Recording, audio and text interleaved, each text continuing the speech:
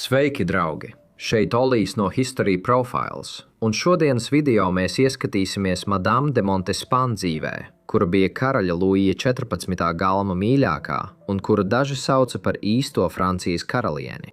Tomēr viņai bija tumšs noslēpums, kas nāca gaismā bēdīgi slavenā slepkavību skandāla laikā, ko sauca par Indu afēru. Viņas apsūdzētāji apgalvoja, ka viņa pielūgusi velnu, lai iekarotu karaļa sirdi. Françoise Athénarisse de Rochechouart de Montemar, plaši pazīstama kā Madame de Montespan. Viņa piedzima 1640. gada 5. oktobrī savas ģimenes pilī Francijas rietumos. Viņa bija cēlusies no divām dišciltīgām ģimenēm, kuru izcelsmi varēja izsekot simtiem gadu senā pagātnē. Šī dišciltīgo dzimtu ilgmūžība bija ievērojama, kas nozīmēja, ka viņas vecāki ieņēma ļoti augstu stāvokli sabiedrībā.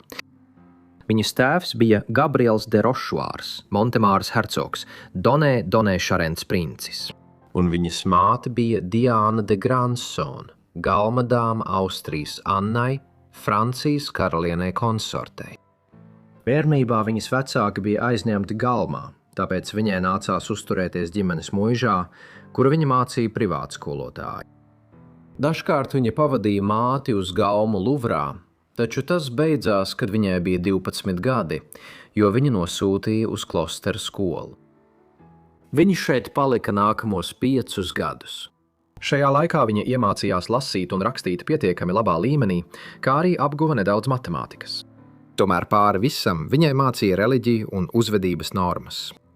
Tiek teikts, ka Françoise bija ļoti reliģioza meitene, un arī jaunībā turpināja regulāri apmeklēt misi un pieņemt svēto vakarēdienu. 1658. gadā Françoise atstāja skolu, un 2 gadus vēlāk, kad viņai bija 20 gadi, viņa kļuva par galmadāmu princesei Henrietei Annai no Anglijas, kura bija karaļa Luija 14. brāļa sieva. Protams, viņa ieguva šo amatu tikai pateicoties savas mātes ietekmei un viņas dzimtas augstajam stāvoklim. 1661. gadā Françoise sadarinājās ar vīrieti vārdā Louis Aleksandrs de la Tremoille. Bet tam nebija lemts notikt. Neveiksmīgu notikumu virknē Louis Aleksandram nācās bēgt no Francijas, kad viņš bija sava drauga sekundants duelī. 8 vīru kautiņa rezultātā tika nogalināts cilvēks, kas nozīmēja, ka ja viņas līgavainis nebūtu aizbēdzis no valsts, viņu visticamāk būtu sodījuši ar nāvi. Tomēr neilgi pēc tam Françoise satika jaunāko brāli tam vīrietim, kurš tika nogalināts tajā pašā duelī. Viņa vārds bija Louis Henri de Pardillons de Gondrens, Montespanas markīs. Viņi drīz iemīlējās un pēc tam apprecējās. 1663. gada janvārī Parīzē. Françoise, tagad Montespanas kundze, neilgi pēc tam dzemdēja bērnu vārdā Kristīne. Pēc tam 1665. gadā viņa dzemdēja zēnu vārdā Louis Antoines. Diemžēl viņas vīrs bija atkarīgs no azartspēlēm un bija impulsīvs savos tēriņu paradumos. Acīm redzot, tas ģimenei sagādāja daudz finansiālu problēmu. Pāris dzīvoja jaukā mājā netālu no Luvras, kas ļāva Madame de Montespanai apmeklēt galmu un pildīt savus pienākumus kā Orleānas hercogienes galmadāma. Apmeklējot galmu, viņa bija pazīstama kā izcila skaistule ar lieliskām sejas iezīmēm. Turklāt viņa bija izcila sarunu biedrene ar lielu asprātību un šarmu. Viņas prasme izteikties padarīja viņu ļoti pievilcīgu galma vīriešu acīs, un, protams, daudzi precinieki centās viņu iekarot, neskatoties uz to, ka viņa bija precējusies. Viņas skaistums un šarms ātri piesaistīja karaļa Luija 14. uzmanību, kurš drīz sāka viņu aplidot. Nav zināms, kurš no abiem bija apņēmies iekarot otru, taču šķiet, ka abi bija ieinteresēti uzsākt intīmas attiecības. Pirmās viņa romāna pazīmes parādījās 1666. gada ziemā, un līdz 1667. gada maijam abi tika redzēti vieni paši. Šajā laikā Luija 14. oficiālā mīļākā bija Louise de la Vallière, un šo vietu Montespan vēlējās atņemt viņai. Neskatoties uz karaļa iepriekšējām jūtām pret Lavaļieru, šķiet, ka viņš pamazām sāka zaudēt interesi par viņu, vēlēdamies uzsākt attiecības ar Montespānu. Lai gan Lavalžēra zināja par Montespāna nodomiem, viņa bija naiva un ticēja, ka karaļa sirds pieder viņai. Tāpēc jebkādi Montespāna mēģinājumi būtu veltīgi. Acīm redzot, viņa pat smējās par Montespānas nožēlojamajiem centieniem. Tomēr tieši šī attieksme drīz vien lika Lavalģērai zaudēt savu stāvokli. Šajā laikā gan Lavalģēra, gan karaliene Marija Terēze bija stāvoklī, un tāpēc viņas lūdza Montespānai izklaidēt karali privātajās vakariņās. Montespāna bija ieguvusi abu sieviešu draudzību, taču drīz viņas nožēlos, ka ļāva viņai kļūt tik draudzīgai ar karali. Kādā gadījumā Madāma de Montespāna pamanīja, ka karalis viņu slepus vēro, kamēr viņa mazgājas. Tiek teikts, ka viņa tad nometusi savu dvieli, ļaujot karalim veldzēt acis. Pēc tam karalin vairs īpaši neinteresēja Lavalģēra, taču, lai slēptu savas jaunās attiecības, viņš kādu laiku viņu paturēja tuvumā un pat lika abām dāmām pārcelties uz blakus esošām istabām, kuras viņām bija jādalās. Lavalžēra vēl dažus gadus palika galmā, bet pēc tam, kad zaudēja savu vietu Montespānai, viņa galu galā aizgāja un iestājās klosterī. Lai gan Montespāna bija pazīstama ar savu skaistumu un šarmu, visticamāk tas nebija vienīgais iemesls, kāpēc viņa tik viegli spēja iekarot karaļa sirdi. Dažādi nostāsti un liecības bēdīgi slavenajā Indu afērā apgalvoja to. Apmēram 1665. gadā Madāma de Montespāna sāka apmeklēt mediju vārdā Katrīna Monvoisine, pazīstama kā Lavoisine. Viņa bija bēdīgi slavena pagrīdes pasaules persona, kas sniedz dažādus pakalpojumus, sākot no zīlēšanas, abortiem, indi un daudz kā cita. Saskaņā ar šiem ziņojumiem Montespāna bija apņēmusies iekarot karaļa sirdi un kļūt par viņa oficiālo mīļāko. Tika apgalvots, ka Montespāna deva karalim afrodiziakus, pavedināja viņu un visbeidzot piedalījās melnajās misēs, lai iekarotu viņa sirdi. Tiek apgalvots, ka šo rituālu laikā Lavoisine un Montespāna izsauca velnu un lūdza viņam par karaļa mīlestību. Viens no aprakstiem par to, kā šie rituāli tika veikti, skan šādi.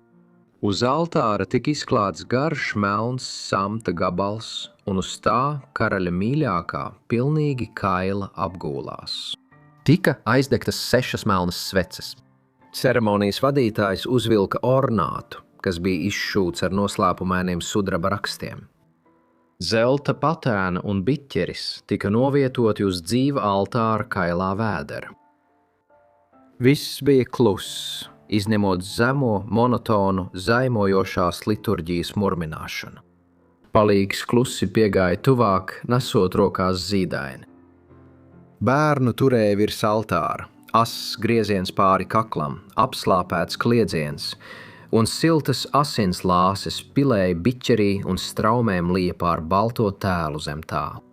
Līķi nodeva Lavoisinai, kura to augstasinīgi iemeta speciāli šim nolūkam izveidotā krāsnī, kas kvēloja žilbinoši baltā karstumā. Šīs melnās mises Montespānes kundze it kā izmantoja ne tikai, lai iekarotu karaļa sirdi, bet arī, lai to noturētu, tiklīdz viņš sāk izrādīt interesi par citu sievieti. Neskatoties uz plašajām liecībām, nebija pārliecinošu pierādījumu, kas saistīta Montespānes kundzi ar Lavoisinu un viņas darbībām. Neatkarīgi no tā, cik patiesas bija šīs apsūdzības, Montespānes kundze beidzot kļuva par karaļa jauno mīļāko. 1667. gada jūlijā. Neskatoties uz visu, kas notika galmā, Montespānes kundzes vīrs kaut kādā veidā joprojām bija neziņā par savas sievas romānu. Viņš bija prom, dienējot armijā, un tikai 1668. gada jūnijā uzzināja, ka viņa sieva ir stāvoklī no karaļa. Uzzinājis par to, Louis Henri kļuva dusmīgs un vardarbīgs.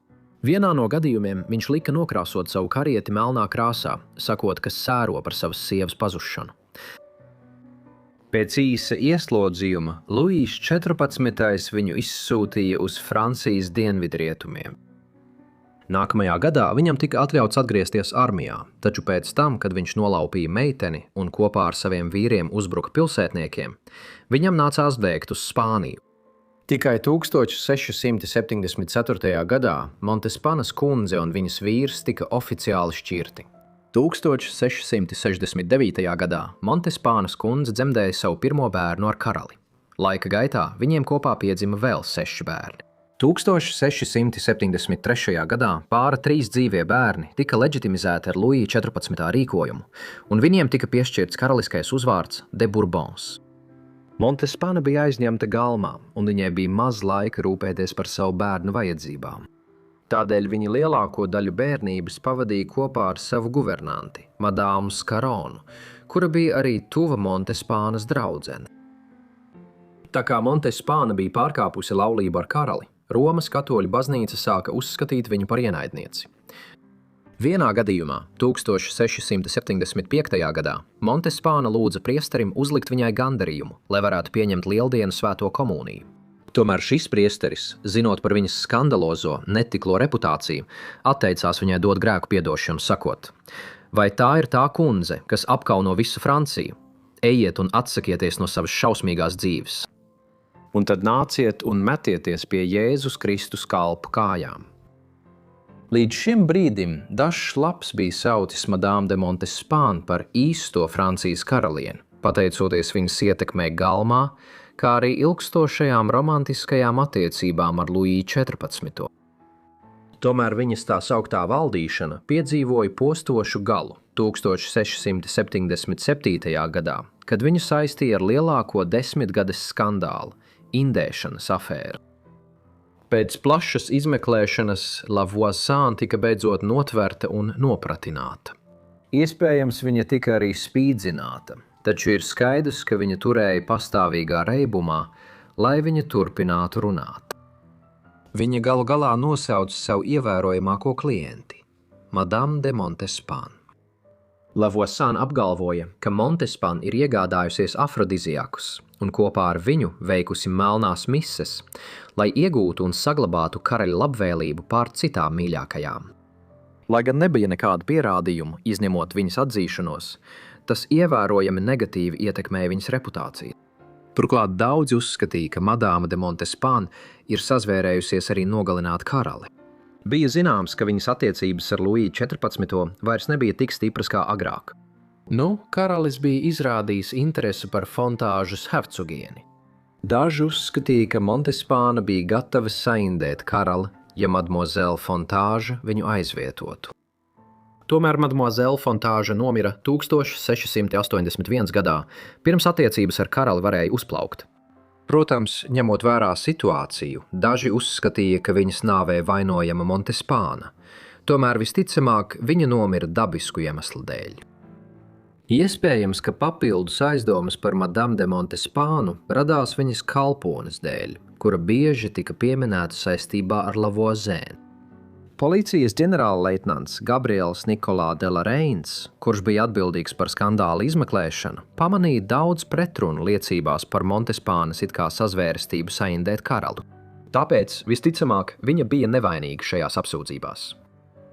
Karalis bija šokēts par šīm apsūdzībām pret savu bērnu māti un ātri lika visu, kas bija vērsts pret Montespānu, atspēkot un noslēpt. Piemēram, viņš pavēlēja no lietas izņemt liecību pret Montespānu. Pēc tam Montespānas apsūdzētāji tika slepeni ieslodzīti uz mūžu. Protams, Montespāna nekad netika nopratināta, un viņai nekad netika dota iespēja sastapties ar saviem apsūdzētājiem. Turpmākajos gados viņa kļuva arvien aktīvāka labdarības darbā. Viņa dibināja slimnīcas veciem cilvēkiem un bāriņiem, internātu skolu nabadzīgām un bārenēm meitenēm, kā arī patvērumu Parīzes visnabadzīgākajiem iedzīvotājiem. 1691. gadā Madame de Montespan nolēma aiziet no galma dzīves un sāka reliģisku dzīvi klosterī Parīzē. Viņai tika piešķirta ievērojama pensija, 500 000 franku apmērā, kuru viņu izmantoja citu labā. Ilgajos pensijas gados Madame de Montespan ziedoja lielas summas slimnīcām un labdarības organizācijām, kā arī bija dāsna mākslas mecenāte. Pēdējos dzīves gadus Madame de Montespan veltīja ļoti stingrai gandarīšanai, un kā galīgo gandarīšanu viņa lūdza vīram piedošanu un atkal apvienoties ar viņu. Taču viņš atteicās. Tomēr dīvainā kārtā pirms nāves viņš paziņoja par savu mīlestību pret Montespānu un iecēla viņu par savu mantojumu izpildītāju. Madame de Montespan nomira 1707. gada 27. maijā, 66 gadu vecumā, visticamāk sirds slimības dēļ. Pēdējās dienās pirms nāves viņa bieži zaudēja samaņu, un viņai bija ļoti apgrūtināta elpošana. Pirms savas nāves viņa lūdza piedošanu visiem. Viņas pēdējais vārds bija piedodiet. Šo stāstu jums stāstīja History Profiles. Apraksta lodziņā zemāk ir saite uz manu kanālu. Un neuztraucieties, Forgotten Lives atgriezīsies nākamnedēļ ar jaunu video. Uz redzēšanos!